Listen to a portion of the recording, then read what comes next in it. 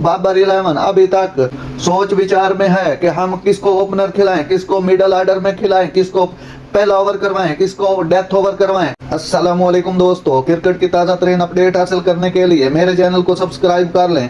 Pakistan opener के मसाइल में फंसा हुआ है, चीज़ों का पता लगा रहा है। पाकिस्तान को अपने T20 वर्ल्ड कप के इफ्तिताही मैच में शरीक मेजबान अमेरिका से मुकाबला करने में सिर्फ चंद दिन बाकी हैं।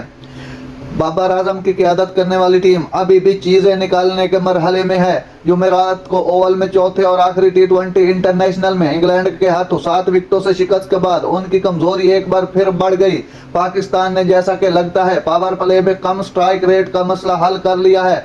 बल्लेबाजी में मेहमानों ने पहले 6 ओवर में 59 स्कोर 1 विकेट पर बनाए, लेकिन एक बार जब ओपनर बाबर और रिजवान ने अपनी विकेटें गंवाई तो पाकिस्तान खेल में वापस नहीं आ सका। फ़खर जमान, शादाब खान और आजम खान जैसे इंग्लैंड के स्पिनर मोइन अली, आदिल रशीद और तेज गेंदबाज मार्क वुड के पास कोई जवाब नहीं था। उस्मान खान ने 21 गेंदों पर 38 और इफ्तिखार अहमद ने 18 गेंदों पर 21 रन की धीमी इनिंग्स टीम को 157 मजमूई स्कोर पर पहुंचा दिया।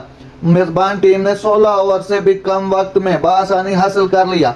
बाबर इलेवन अभी तक सोच विचार में है कि हम किसको ओपनर खिलाएं, किसको मिडल ऑर्डर में खिलाएं, किसको पहला ओवर करवाएं, किसको डेथ ओवर करवाएं। तो नाज़रीन, ऐसी बर वक्त खबरें सुनने के लिए मेरे चैनल को सब्सक्राइब कर लें। अल्लाह हाफिज।